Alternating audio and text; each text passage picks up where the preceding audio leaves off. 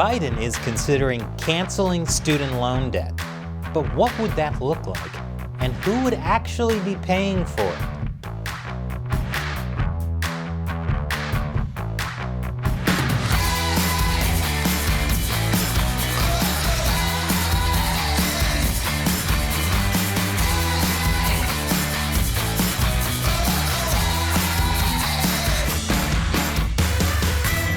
Welcome to America Uncovered. I'm Chris Chabot. This episode, sponsored by Blinkist. Do you want to read books that make you more confident and educated, but you don't have enough time? Well, Blinkist gives you access to thousands of amazing titles in audiobook form.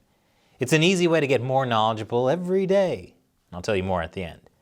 So, do you remember candidate Joe Biden talking about forgiving student loan debt? We're going to fight to make sure the student debt crisis, which disproportionately affects African Americans, we're going to immediately forgive now. And Nancy Pelosi put it in, $10,000 per person any federal student loan. Well, President Biden has been revisiting his campaign promises lately. I don't know why. It's not like his approval ratings are tanking, or the upcoming midterm elections are highlighting his stalled agenda. This is like a deadbeat dad suddenly promising to take their kids to Disneyland right before a custody battle. Let's take a picture to show the judge you love me. Since he's been elected, Biden has been pretty silent on the student loans issue. Now, he has done some loan forgiveness, which I'll talk about in a little bit, but he hasn't really taken on student loan debt more broadly. Until now. I am considering dealing with some debt reduction. I am not considering $50,000 debt reduction, but I'm in the process of taking a hard look at whether or not there will be additional debt forgiveness, and I'll have an answer on that in the next couple weeks. Okay, so Biden is considering making a decision. You can tell nothing ever gets done in this country when someone considering, maybe, possibly doing something is news. Couples trying to figure out where to go for dinner make decisions quicker than American politicians. Biden hasn't actually made up his mind on anything. And now he's saying he might know by August, which seems far away, but in Biden's defense, he needs to make this decision a whole lot closer to the midterms for people to actually remember it. While Biden has said he'll take a hard look at the issue, he's not into forgiving the $50,000 per borrower that some Democrats want. There aren't a lot of details yet about what he is considering. But in the past, Biden has supported much less drastic ways of reducing student loans. When he was a senator, he co-sponsored the Make College Affordable Act. That bill would have given people tax breaks on student loans. You heard him say earlier that he would sign a bill to forgive $10,000 per borrower. We're going to immediately forgive now. And Nancy Pelosi put it in, $10,000 per person any federal student loan. He was referring to a bill that passed the House in 2020 but died in the Senate. It would have canceled up to $10,000 in student loan debt for economically distressed borrowers during the pandemic. White House spokesperson Jen Psaki said last month Biden would still sign that bill. He said in the past, and I've reiterated, that he would be happy to sign a piece of legislation or a bill that came to his desk that canceled $10,000 in student loans. Could be more than that. We're looking at that. So Biden would have liked to have student loan relief come from Congress. I wouldn't hold my breath on that one. But just in case Congress doesn't act, let's look at what Biden's original plan was. In 2020, Biden said he would forgive all undergraduate tuition-related federal student loan debt from 2- and 4-year public colleges and universities for debt holders earning up to $125,000. So Biden's 2020 forgiveness plan would only apply to federal student loans.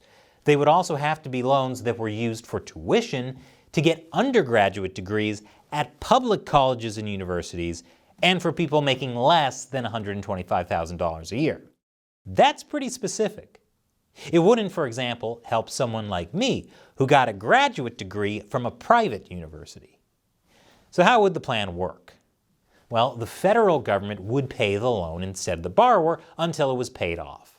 Now that plan was in addition to Biden's other student debt relief ideas, like immediately canceling $10,000 in debt per person, and making sure that people who earned less than $25,000 didn't have to make monthly payments. Their loans also wouldn't get bigger because they wouldn't accrue interest. What if you earn more than $25,000 a year? Your payments would be capped according to your income. And after 20 years, the remainder of everyone's loans are forgiven. Again, this is what Biden wanted in 2020 when he was still running for office.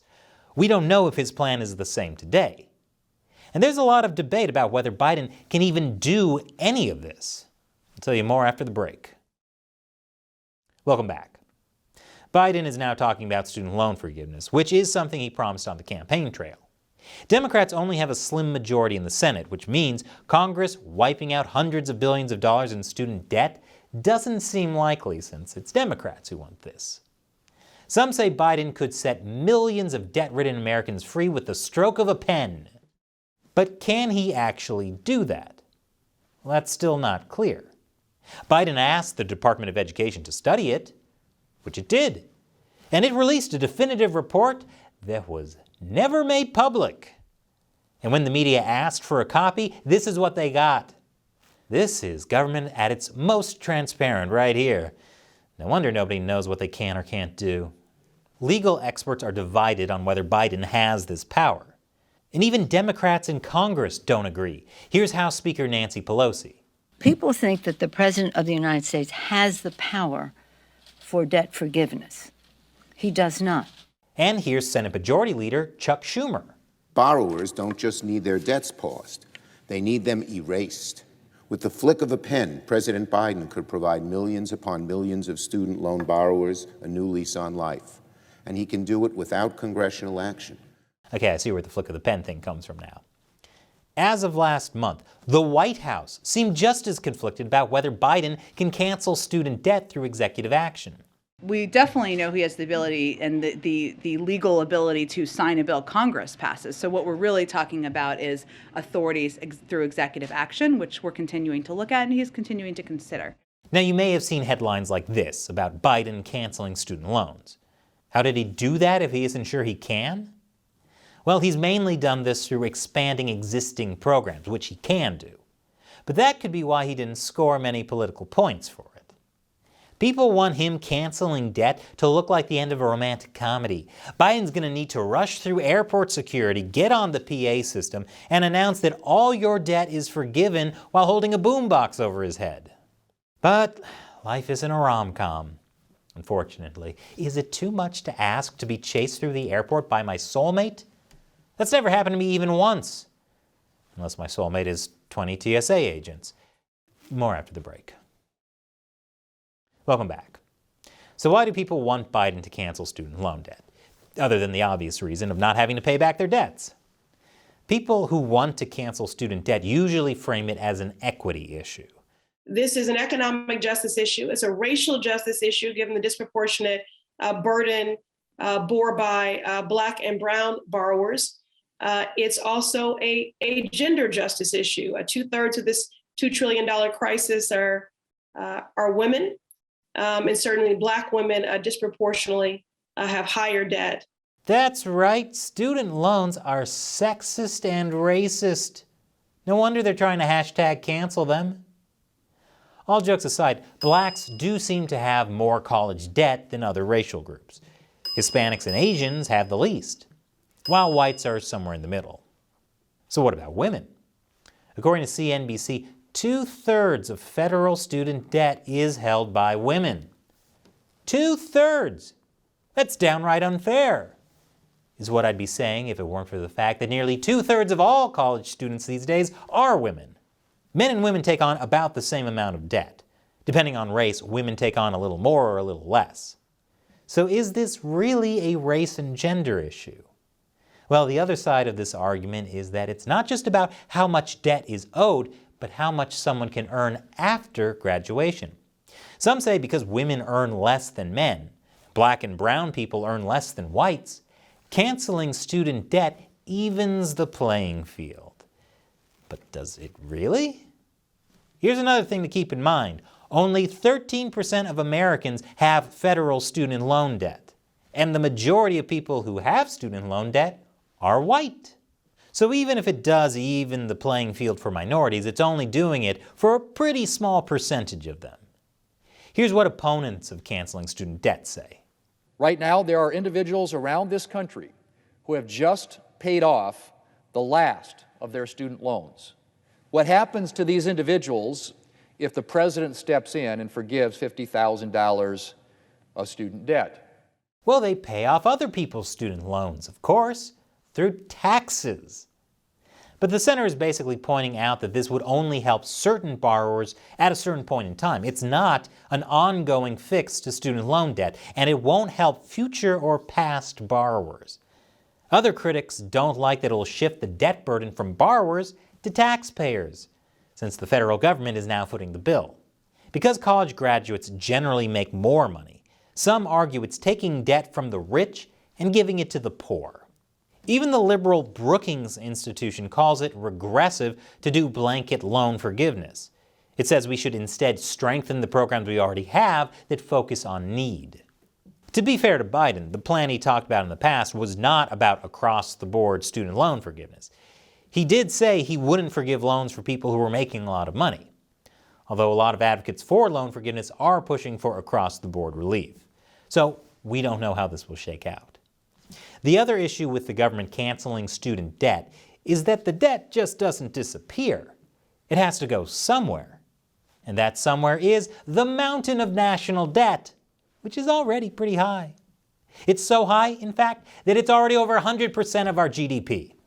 Not to mention all the other things that are adding to the national debt. I guess there's one thing we can all be thankful for, though. We're no longer spending money in Afghanistan. And speaking of Afghanistan, what about people who decide to join the military, or otherwise not go to college? Not everyone wants to spend years paying off student loans for a degree they don't use. Not that I would know anything about that. I use my master's degree in classical music composition all the time. All the time. But the point is, would those people who didn't go to college be willing to pay off others' student loans? Suppose your family was not, your child just decided they want to, at this time, not want to go to college, but you're paying taxes to forgive somebody else's obligations. You may not be happy about that. And when the government has to pay off its debts, it doesn't go out and get a second job or learn a craft it can sell on Etsy. It repays its debts by printing money, which leads to inflation. But when has printing money ever contributed to inflation? If you said always, then congratulations, you understand economics better than the people in charge of our economy. Even Biden acknowledged this. He stressed that the timing of any announcement on loan relief was sensitive, since he does not want it to add to inflationary pressures. If the inflation would be so bad that even Sir Spends-A-Lot says it's too much, you know it's bad. Finally, there's the argument that taking on student debt is an individual choice. The public shouldn't be responsible for debt that individuals take on. It's like buying a Lamborghini and then asking the government to make your car payments. What? I needed to get to work. Speaking of expensive things, some argue that forgiving student debt encourages colleges to hike tuition. That's right. These universities that portray themselves as super far left and progressive are the most ruthless corporations in America. Easy access to large student loans is arguably part of why tuition has gotten so high. And I can tell you from personal experience, it's way too easy to take on large student loans. Meanwhile, administrative salaries keep rising. Because nothing says woke liberal college like putting thousands of your students into lifelong debt to increase your salary so you can buy another Jell-O pool for yourself. Last month, Republican senators introduced a bill to prevent Biden from canceling student debt. That's right, they're trying to stop him from possibly considering making a decision in a few weeks or in August, maybe. And I'm working on a proposal for NYU to get a refund on my useless major. And this episode is sponsored by Blinkist.